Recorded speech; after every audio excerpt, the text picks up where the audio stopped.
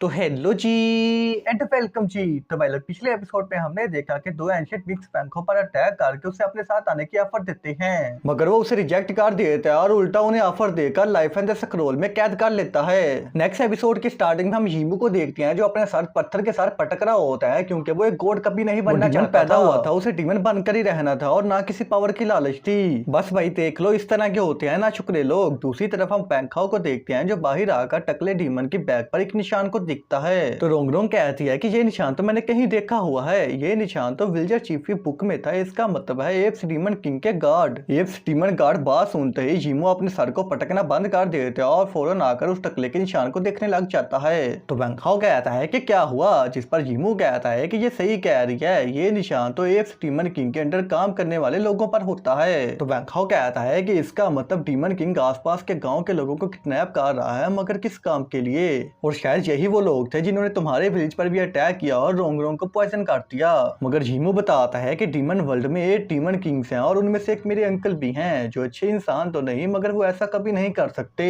जिस पर golden dragon कहता है कि मुझे तो ये उनका ही काम लगता है, क्या पता वो तुम्हारे सामने अच्छे बनने की एक्टिंग कर रहे हो। मगर यीमू गुस्सा हो जाता है कि संभाल संभाल के, वो ऐसा घिनौना काम कभी नहीं कर सकते। तो उसका गुस्सा देखकर बेचारा गोल्डन ड्रैगन डर जाता है और बैंकाओ के पीछे छुप जाता है। फिर रोंगरोंग कहती है कि अब क्या करें? तो बैंकाओ कहता है कि हमें पता करना होगा कि आखिर ये माजरा क्या है, क्या पता तुम्हारे पॉइजन का एंटीडोट भी हमें वहीं से मिल जाए। जिस पर यीमू कहता है कि हम सबसे पहले इंपीरियल एप सिटी चलते हैं, क्या पता वहां मेरे नॉर्मल होने का भी कोई सोल्यूशन मिल जाए। सीन चेंज होता है तो वो एप्स इंपीरियल सिटी के गांव में आते हैं जहां पर एक कंपटीशन चल रहा होता है। तो वो रोककर उस कंपटीशन को देखने लग जाते हैं। कंपटीशन में मोटू पतलू आपस में फाइट कर रहे होते हैं, मेरा मतलब एक मोटा और एक पतला, मगर वो फाइट कोई असली नहीं होती, वो जस्ट एक्टिंग कर रहे होती है और विलेज के लोग उन्हें चीयर कर रहे होते हैं। फिर बैंकाओ जब ये देख रहा होता है तो एक बंदा उसके पास आता है और कहता है कि तुम अभी आए हो ना, तुम्हें इसके बारे में कुछ पता नहीं होगा, मैं तुम्हें बताता हूँ। यहाँ मार्शल आर्ट का कंपटीशन हो रहा है, जो कोई भी इस कंपटीशन को जीतेगा वो वुडूशन के लोगों का सीधा डिसाइपल बनेगा। जिस पर दूसरा बंदा कहता है कि वुडूशन के मास्टर का कल्टीवेशन लेवल इतना हाई है कि यहाँ के लोग सोच भी नहीं सकते,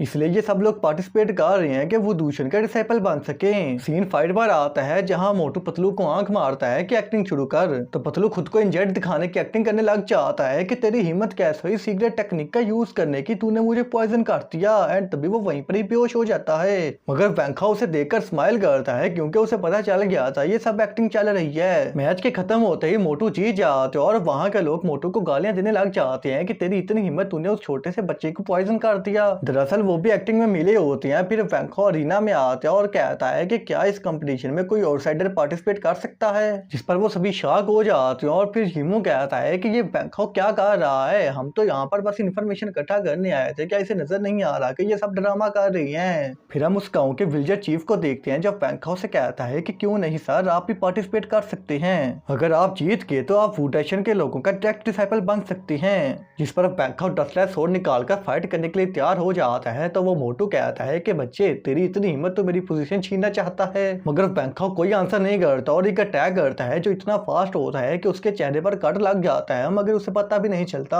तो ये देखकर उस मोटू की वाइफ खुश होने लगती है, मगर यीमू जब उसकी तरफ देखता है तो वो उदास होने की एक्टिंग करने लग जाती है कि ओहो ये क्या हो गया।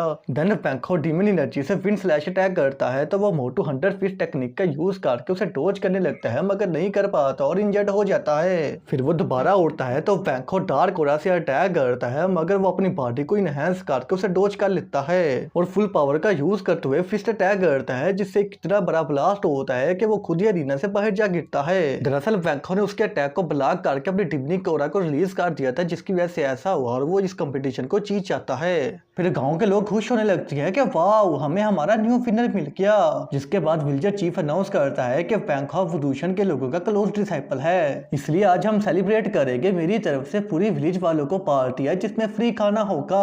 फिर बैंकाओ अरीना से बाहर आता है तो यीमू कहता है कि ये सब क्या था। तो वो कहता है कि जल्दी चलो, भूख लगी है, मैंने खाने का इंतजाम किया है। खाने की बात सुनते ही ट्रीगल बाहर आती है और यीमू की बॉडी को कंट्रोल करते हुए खाने की तरफ भागने लग जाती है। सीन एक रेस्टोरेंट पर आता है जहां सभी गांव के लोग और बैंकाओ बैठकर बड़े मजे मजे के खाने खा रहे होते हैं और मस्ती मजाक कर रहे होते हैं। फिर हम मोटू की वाइफ को देखते हैं जो रोंगरोंग से कहती है कि ये लो बच्ची, वाइन पियो, आखिर तुम क्यों नहीं पी रही।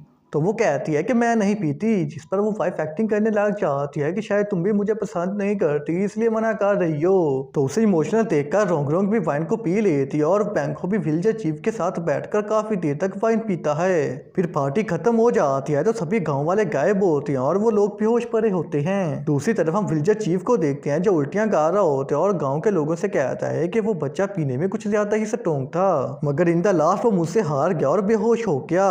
फिर मोटू की वाइफ कहती है कि हाँ विलेजर चीफ आप सही कह रहे हैं, मैंने उस छोटी बच्ची से बात की तो वो भी मुझे काइंड हार्टेड लगी। तो ये बात सुनते ही वो सभी गांव वाले उसकी तरफ देखने लग जाते हैं और कहते हैं कि तुम्हें पता भी है ना हमने उन्हें कहाँ बेचना है। पर वाइफ कहती है कि ऐसे क्यों देख रहे हो, मुझे वो लोग सच में दिल के बहुत अच्छे लगे। फिर विलेजर चीफ कहता है कि एक दफा दोबारा सोच लो, हम जो भी कर रहे हैं अपने गाँव की भलाई के लिए कर रहे हैं, अगर हमने उन्हें वहां ना भेजा तो हमारा गांव नहीं बचेगा।